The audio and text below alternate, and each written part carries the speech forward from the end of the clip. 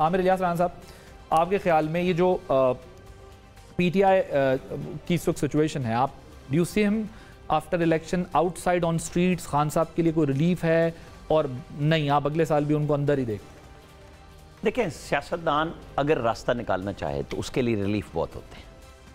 फैसला उसने खुद करना है कि वो बिहेव कैसे करने चाहिए। ठीक है, इस वक्त बहुत मुश्किल है। सुप्रीम कोर्ट में उनकी बड़ी थी कि जी बस ये सज़ा सस्पेंड हो जाएगी। आपको पता है कि सुबह सुबह सुप्रीम कोर्ट के रिपोर्टर्स को चेयरमैन पीटीआई, साबिक चेयरमैन पीटीआई इमरान खान के वकला थे, उन्होंने मैसेजेस भेजे कि ठीक 9:30 अदालत में आ जाएं, आज आपको तमाशा देखने को मिलेगा। अब देखें वो तमाशा क्या था कि जी चढ़ाई करनी है हमने और जजों से मर्जी का फैसला ले लेना है। तो अतर मिन अल्लाह साहब ने वो ज़ीरो कर दिया कि इसमें अगर हम आपको रिलीफ दे दें तब भी सज़ा नहीं ख़त्म होनी जब तक अपील का फैसला नहीं होता। ठीक है, ये खान साहब के पास वक्त है, लेकिन मैं आपको बता देता हूँ थोड़ा सा। आजकल जब वो अदालत में आते हैं, पहले वो एग्रेसिव होते थे, आजकल वो टांग पे टांग रख के पीछे बैठ जाते हैं। पहले वो उनकी वाइफ आ जाती हैं, फिर उनकी हमशीरा आ जाती हैं। वकला से भी बहुत कम मुशावरत शुरू हो गई है। कभी वो चित्राली टोपी पहन के आते हैं और आजकल वो आज उन्होंने सूट शूट पहना हुआ था, कल मतलब अच्छे कपड़ों में सही करके वो आए थे, लेकिन अब वो गुफ्तगू नहीं करते। मैंने जिस दिन पहले दिन बात की थी तो उनके वकील जो है ना, उन्होंने मेरे ट्वीट पे किया कि ऐसा वाक़या नहीं हुआ। वो जो आम लोग बिठाए गए थे ना, वो मेरे दफ्तर आए थे इत्तफाक से, मेरे जानने वाले थे।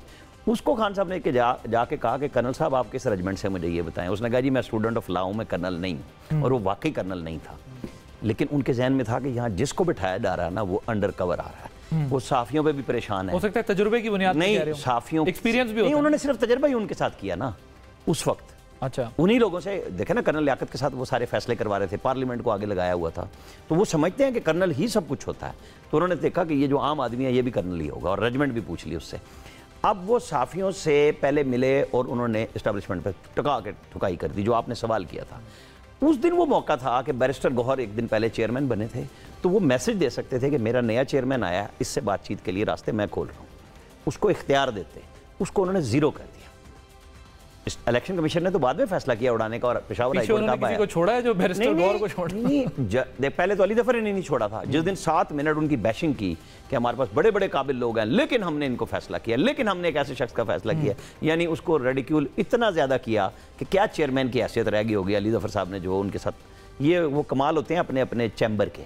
वो गुस्सा भी होता है ना कि ये चेयरमैनशिप तो उनको भी तो मिल सकती थी ना, आखिर ये तो कोई बात नहीं है। अली ज़फ़र को भी तो इमरान खान चेयरमैन बना सकते थे, नहीं बनाया। तो ये रास्ता अगर वो नहीं लेंगे तो उनके लिए लंबा रास्ता होगा। अगर वो समझते हैं कि पॉलिटिकल डायलॉग सियासी लोगों के साथ करके वो पीपल्स पार्टी और नून के साथ अगर कर लेंगे, उन्हें रिलीफ मिल जाएगा।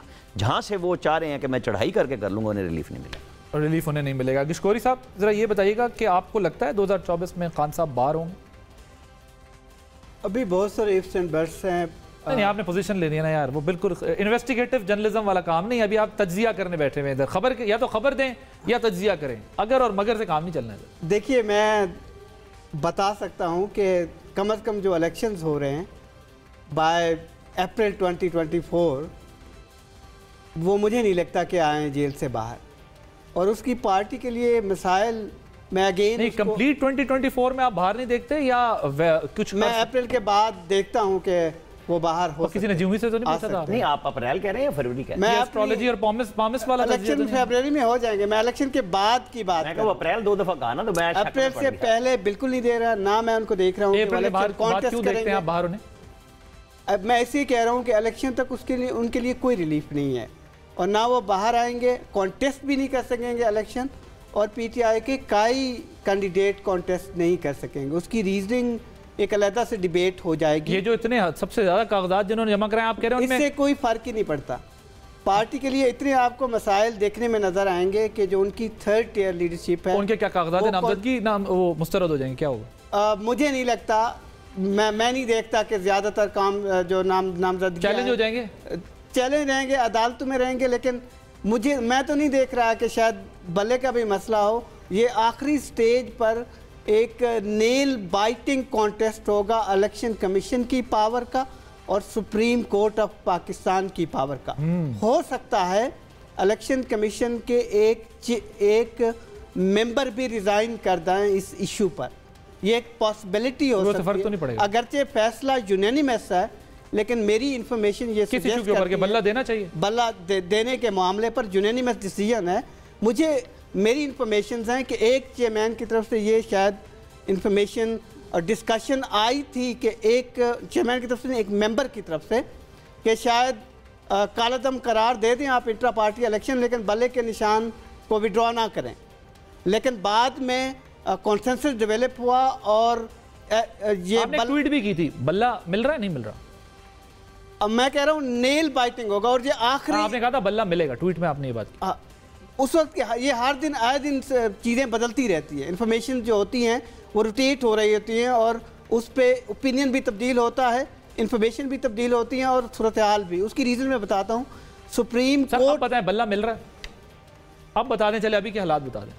अभी बल्ले मिलेगा नहीं मिलेगा, अभी 10 दिन आपको इंतजार करना पड़ेगा। तो इंतजार इसमें असल में मैं थोड़ी सी, आप भी कह रहे थे जो है वो बल्ला जा रहा है। नहीं, मैं आपको एक बात बता देता हूँ। अभी इलेक्शन कमीशन ने फैसला करना है कि वो सुप्रीम कोर्ट में बल्ला चैलेंज करने जा रहे हैं कि नहीं जा रहे। एक तो उन्होंने कर लिया था कि रिटर्निंग अफसर के फैसले को तो वो पेशावर हाई कोर्ट के लेके जा रहे हैं, लेकिन साथ ही दूसरी खबर ये भी आई है, और पहले यही आई थी, उनका ख्याल था कि ना करें, लेकिन ये जिस तरीके से पेशावर हाई कोर्ट से फैसले आ रहे हैं ना, वो इलेक्शन कमीशन का माइंड बन गया कि इसे सुप्रीम कोर्ट में क्लियर करा लें कि या वो कर लें या हम कर लें। क्योंकि होता ही है कि पहली दफ़ा एक रिटायर्ड ब्यूरोक्रेट बैठा है, उसको हर रोज़ हर इदारा कहता है मेरे पास पेश हो जाओ।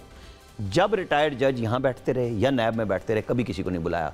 गप्पें बड़ी मारते थे जज, बड़कें बड़ी मारते थे, बुलाते नहीं थे।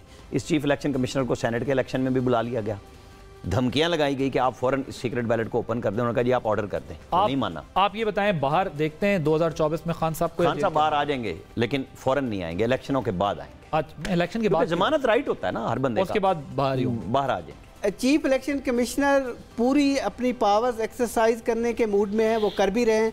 आहद चीमा का टॉपिक, अगरचे क्लासा साहब ने इसको बड़ा फॉलो किया है, आहद चीमा के इशू पर चीफ इलेक्शन कमिश्नर ने डायरेक्टली वज़ीर आज़म से बात की है, निगरान वज़ीर आज़म से, कि मैं अपनी पावर्स एक्सरसाइज कर रहा हूँ, आप इसको 24 घंटों के अंदर क्लासा साहब ने तो बड़ी डिटेल से उसमें बताया कि भाई अब एक अगर हम सियासतदान से ये कहते हैं कि इलेक्शन कंटेस्ट करते हुए अपने असासे बताओ, लेकिन एक ब्यूरोक्रेट, रिटायर्ड ब्यूरोक्रेट इस्तीफा देके जो है वो घर तो चले जाते हैं, फारिग हो जाते हैं, लेकिन अपने असासे बताने की जहमत नहीं कर रहे। थोड़ी सी पोजीशन, आपकी पोजीशन नहीं, मैं एक बता दूं, उन्होंने सेक्रेटरी कैबिनेट को खत भी लिखा। उन्होंने कहा मैं 5 दिसंबर को नैब के केसेस से फारिग हुआ, मेरी तमाम चीजें, हर चीज नैब के पास मौजूद। इसमें बता देने में क्या? नहीं, उन्होंने कहा मुझे 2-3 हफ्ते का वक्त दे दे, मैं सारा कुछ पेश कर। अच्छा, ठीक। लेकिन इस पे चीफ इलेक्शन कमिश्नर ने चूंकि पहले नोटिस किया था, एक स्टैंड ले लिया कि अगर ये कैबिनेट में रहेगा, तो कॉन्फ्लिक्ट ऑफ इंटरेस्ट की बेस पे फवाद हसन, फवाद और इनको दोनों का नाम दिया ना। अगर ये कैबिनेट में रहेंगे तो मैं नहीं रहूंगा।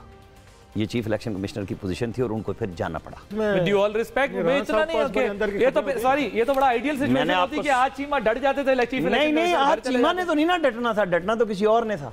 आज चीमा से क्या मुकाबला? नहीं तो वो रुक जाते तो चीफ इलेक्शन। मैं कुछ और कह रहा हूं, मैंने आपसे ये कहा है जो लोग उनके साथ थे। मैं एक तरफ आज की फेवर में आपसे बात कर रहा हूं कि उन्होंने खत लिखा कि मुझे टाइम दे, मैं एसेट सारे पेश करूंगा, लेकिन मुझे चीजें तो मिल जाएं, मेरे पास है ही कुछ। बट आप ये कह रहे हैं कि चीफ इलेक्शन कमिश्नर ने कहा अगर ये नहीं गए तो मैं चला जाऊंगा, क्योंकि 3 दिन गुजर गए थे, 3 दिन गुजर गए थे डिसीजन दिए हुए। नहीं सर, मैं इस पे 100% कायम हूं। आई रिस्पेक्ट यू, बिल्कुल, but I differ. Sir Klasra साहब कंटेम्प्ट से बड़ी बात बता। राणा साहब ठीक कह रहे हैं, जब उनसे मांगे गए एसेट आज चीमा साहब से, तो उन्होंने ये लिख कर भेजा इलेक्शन कमीशन को कि मुझे कोई दिन दे दें तो मैं अपनी डिटेल आपको जमा करवा दूंगा।